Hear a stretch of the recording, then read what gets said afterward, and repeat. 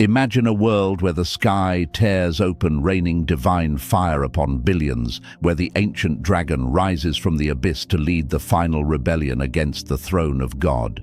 This is not just a story, it is the prophesied end of the Millennial Kingdom, the ultimate clash between absolute evil and eternal light, known as the War of Gog and Magog. From the deception of nations to the lake of fire, we are about to unveil the most terrifying yet glorious moment in biblical prophecy. So before we witness the skies turn to blood and the earth tremble under judgment, make sure you are prepared for the truth by liking this video, sharing it with fellow believers, and subscribing to Guardians of the Covenant to join our community of watchers. Don't look away, because the enemy has returned, the armies are gathering, and the fire from heaven is about to fall. So prepare your hearts, for the chains are breaking, the silence of 1,000 years is shattering, and the final hour has struck. Welcome to the revelation of the end. 1,000 years of silence had wrapped the earth in a golden embrace. And then, in a terrifying instant, hell roared, the chains shattered, and the dragon rose again, marking the beginning of the final rebellion of Gog and Magog, where the fire from heaven would soon fall. For 10 centuries, the world had known nothing but light.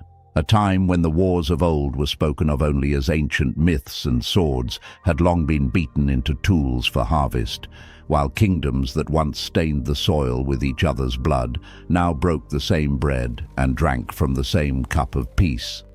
The air itself seemed to breathe a tangible holiness, sweet and heavy with glory, while rivers ran crystal clear between valleys that shimmered with supernatural life, and the sound of human voices mingled in perfect harmony with the songs of the redeemed.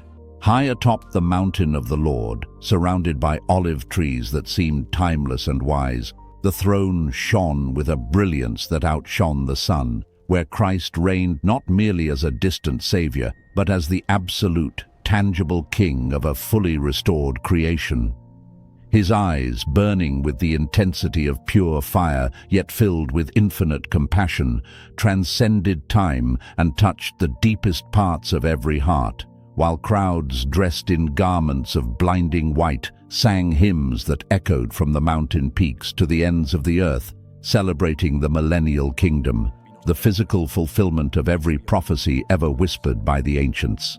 Walking among them were the heroes of the faith, Peter, John, Mary, and countless others, who moved with authority and grace, guiding the new generations, teaching the mysteries of God, and restoring the last remnants of what had been destroyed in the tribulation, ensuring that no tear fell without immediate comfort, and no wound remained open in the gentle light of the holy cities.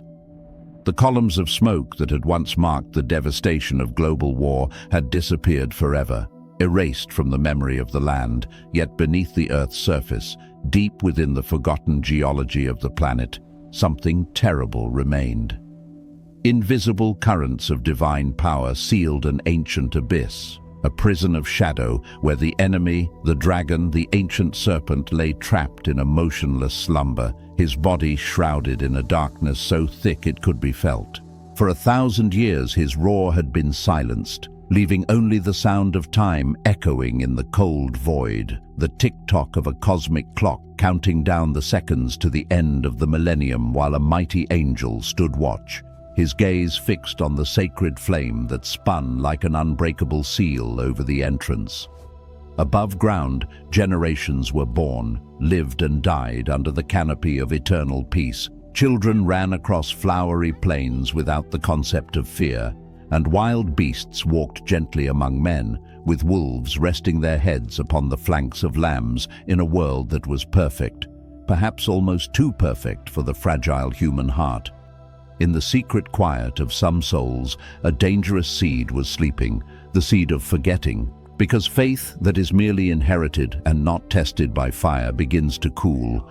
Obedience becomes a mindless habit, and love, which was once a raging living fire, slowly turns into a fading memory of history. One fateful night, as the sky shone in a deep, peaceful blue, Dwi, one of the elders, walked along the city walls and murmured to his companion with a furrowed brow, "It is strange, brother, but even in this absolute peace, I feel the air growing heavier, as if something ancient is waking up from a long sleep."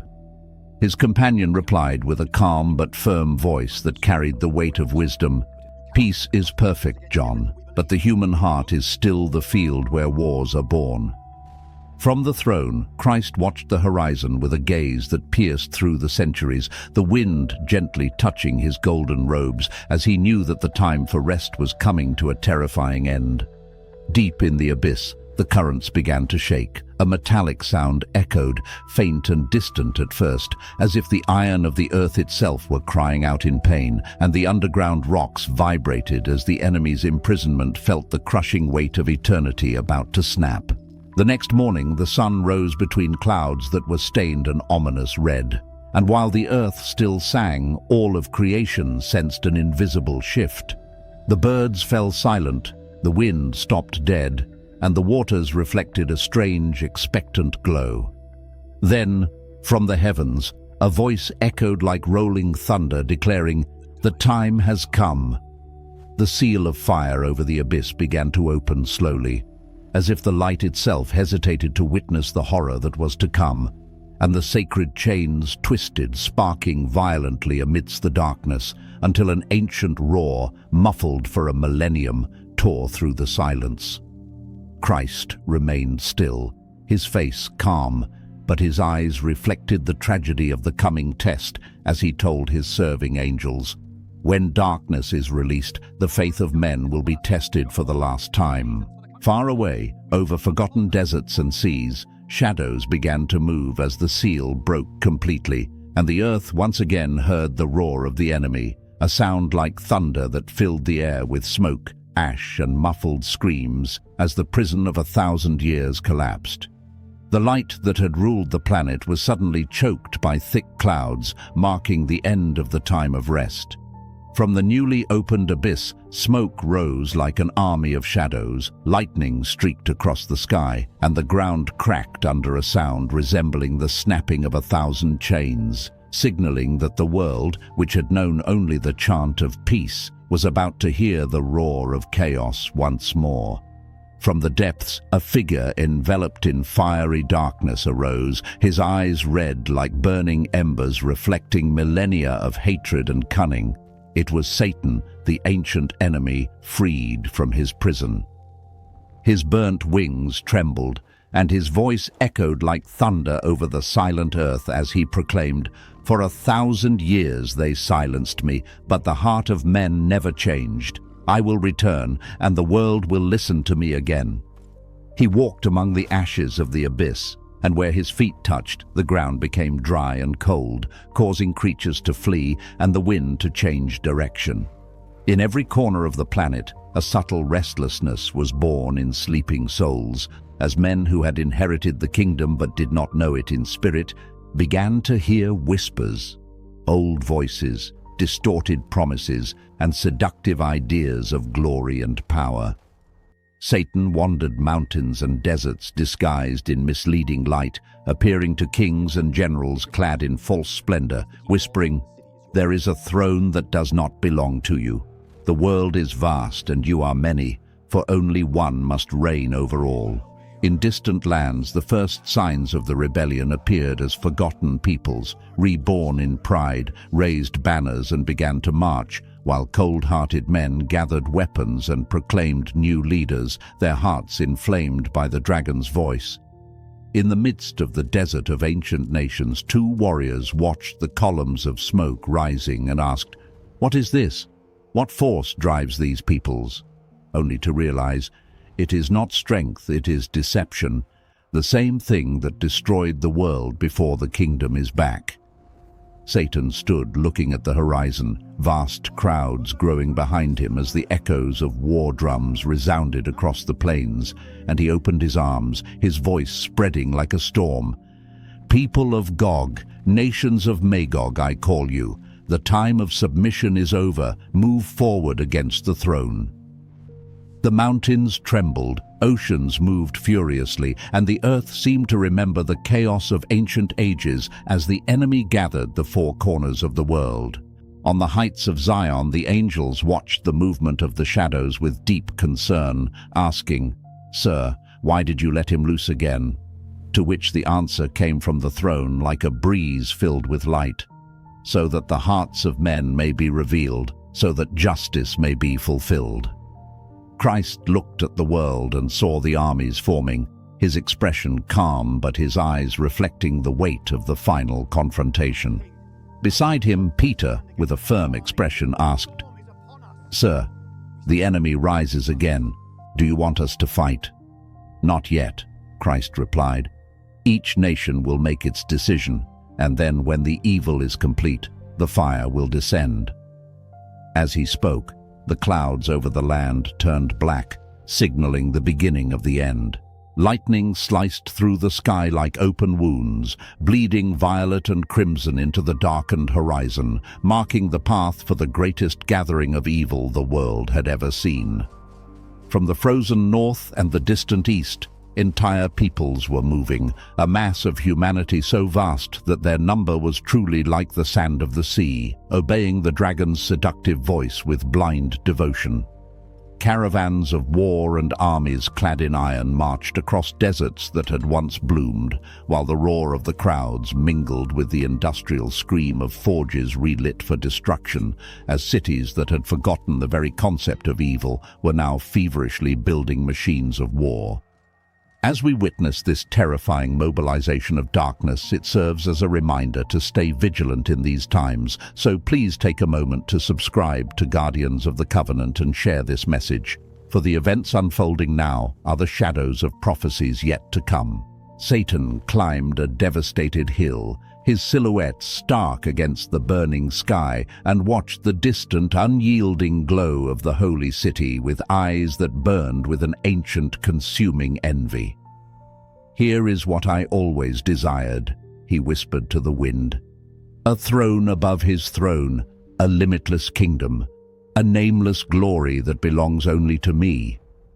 Behind him, his commanders, men of renown who had traded their souls for power, bowed low and asked, "Who is our enemy, sir?" To which the fallen angel replied with a voice dripping with deception, "What stole you from being gods? Today we will march upon your city, and the fire will not come from heaven, but from our hands." The earth groaned under the weight of this blasphemy, the wind became unnaturally cold, and for the first time in 1,000 years, the icy grip of fear walked among men again. In the mountains near New Jerusalem, the rhythmic pounding of drums echoed day and night, a heartbeat of war signifying that the siege was forming, while the plains of the world echoed the cacophony of battle preparations. The wind carried ashes, and the sky, once a canvas of eternal blue, was now choked with smoke and black clouds that refused to dissipate. The nations responded to the call of the dragon with terrifying unity. From every corner of the earth, armies marched, clad in armor forged in defiance, while tattered flags fluttered among devastated mountains, and the roar of the crowds became deafening. Men and women, thoroughly deceived, shouted forgotten names like Gog and Magog, symbols of power and resistance against the kingdom of the Most High. The sea boiled under the weight of countless warships, and lands once fertile were now crossed by columns of smoke and fire. Amidst the mass of warriors, Satan walked triumphantly, his presence shrouded in a false, blinding light, an almost angelic appearance designed to fool the nations. He raised his arms and bellowed, "Children of the earth, the throne that rules over you has kept you captive. Today free yourselves, for the sky is weak and the fire is ours." The crowd answered in unison, a voice that shook the bedrock of the earth and echoed to the ends of the world. But over the walls of Zion, the angels watched with faces reflecting deep sadness, not fear, for they knew the end was near. Inside the holy city, the people of God remained in prayer. Children held their parents' hands, and a gentle amber light emanated from within the crystal houses. The voice of the saints rose in harmony, a melody of trust that countered the drums of war. The Lord is our strength, the refuge in tribulations. Even if the earth shakes, He is our King. Christ was watching everything from the throne, his eyes fixed on the dark plains where the enemy moved like a living storm. As the armies advanced once more, shouting, breaking spears, and marching in fury, the sound of the drums became the pulse of the world, steady and relentless. The nations surrounded Jerusalem from all sides. From the high mountains to the distant sea, there was no more empty space, only soldiers and smoke. The leaders of Gog and Magog gathered in a black tent in the center of the enemy camp, where a general, looking at the luminous walls of the city, spoke with doubt. "The speed seems impenetrable. How do we defeat something that is not made of stone?" Satan replied, his voice a hiss of malice. "Nothing is impenetrable when faith is corrupted. What sustains it is not gold, it is belief. Break it, and the walls will fall by themselves." He knew that the power of lies was sharper than any sword. Meanwhile, inside the city, the atmosphere was hopeful. Peter stood up before the crowd of saints and spoke with the authority of an apostle. "Don't be afraid. He who conquered death will also win this war. Remember, the enemy roars, but his roar is merely the sound of his downfall." The people replied with songs, and the city lights grew brighter, a glow that seemed to physically hurt the eyes of the darkness outside.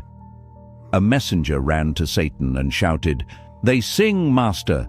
They do not remain silent!" The dragon turned around and roared furiously, "Then I will silence them with fire!" Immediately, demonic catapults were raised and black flames cut through the sky, exploding against the city lights, but none of them managed to touch the walls. The flames dissipated before impact. The enemy looked surprised, asking, "What protects them?" To which Satan replied, clenching his fists, "Something that the fires of hell will never be able to burn." The wind blew hard and the clouds briefly parted, revealing the brilliance of the New Jerusalem, majestic, untouchable, enveloped in glory, creating a silence that swept through the enemy armies, a moment when even evil seemed to fear. Christ stood up from the throne and said to the angels, "Everything is ready. The siege is complete. Let the fire of the Father come." A thunder echoed. The sky opened in a tear of golden light, and the stars began to spin as the sound of the drums fell silent, and the entire world held its breath. From the horizon, a glow began to expand, slow, silent, irresistible. Satan gazed at the sky and took a step back, whispering, "No, not yet. I haven't finished." But the time was already determined. The heavenly legions were moving, invisible to human eyes, preparing the end of the universe. The sky trembled. The wind roared through the valleys as if creation itself foretold what was about to happen. The armies of Gog and Magog, thousands upon thousands, awaited the final order. The smoke from their forges forming dark columns that mingled with the clouds while lightning flashed across the horizon. In the heart of the enemy camp, Satan walked among the warriors, his eyes burning and his voice echoing like fire amidst the crowd. "Today we will bring down the gates of light. Today the throne of the Most High will fall. No fire will stop us." The response was a collective roar that made the ground shake. Spears raised, war drums beating, flaming banners waving, the roar of a world in rebellion. But above all, in the invisible heights, the silence of the sky remained, a silence heavier than the sound of the crowds. From above, the New Jerusalem shone like crystal, its walls glimmering as if made of living light. The people of God watched in prayer, and the angels stood firm around the throne. In the center of the glory, Christ was standing, his white robe fluttering in the heavenly wind. He looked at the smoke-covered horizon and calmly said, "The day has arrived." As the sound of his voice filled the air, a golden light enveloped the city, so intense that the darkness around it began to retreat. Satan sensed the air change. A flash of fear crossed his face as he screamed, "Get ready! Attack now!" And the armies marched. The ground trembled under the weight of countless feet. Fire arrows cut through the sky, and the roar of war echoed like the thunder of 1,000 storms. The forces of evil advanced, covering the plain in a sea of living shadows. But before they reached the city walls, the sky burst into light. A flash crossed the heavens, followed by a crash that seemed to break through time itself. The entire world lit up. From above, a pure and white fire began to descend. Not the fire of men, but the fire of God. The earth bent under the weight of glory. Lightning turned into rivers of light, and mountains melted like wax before the presence of the Lord. The armies of Gog and Magog looked up, and terror replaced hatred as the sound of weapons stopped. The roar of rebellion was suddenly swallowed by a terrified silence. In the center of the chaos, Satan raised his fists to the burning sky, screaming, "I will not bow!" But his defiant voice was instantly lost amid the roar of approaching glory. A divine flame descended like an eternal whirlwind, not to battle, but to erase. The fire consumed the legions in a single heartbeat. No sword was raised, no soldier resisted, for the sound of destruction was like the crashing of 1,000 seas. Then silence returned. The smoke cleared to reveal only ashes floating in the wind, yet the holy city remained intact, resplendent, majestic, and eternal. In the midst of the light, the voice of the Lord echoed clearly and undeniably, "It is finished." Angels descended in splendor, one holding a chain forged in celestial fire. Before the eyes of all creation, the enemy was cast to the ground, defeated and stripped of glory, before being thrown into the lake of fire and brimstone forever. The universe seemed to breathe a collective sigh of relief as a new silence took over, not one of waiting, but one of restored peace.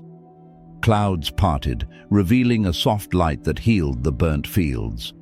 Christ reached out his hand, and life sprang miraculously from the soil. Flowers bloomed where fire had passed, and rivers flowed with crystal water once more. Evil had ceased, only love remained. Christ looked at a sky where light no longer cast a shadow and declared, "The judgment is fulfilled, now comes the eternal dawn." If this vision of victory gives you hope, stand with us as we watch for his return. Please subscribe to Guardians of the Covenant, like this video, and share it to spread the light. Until the trumpet sounds, keep watching.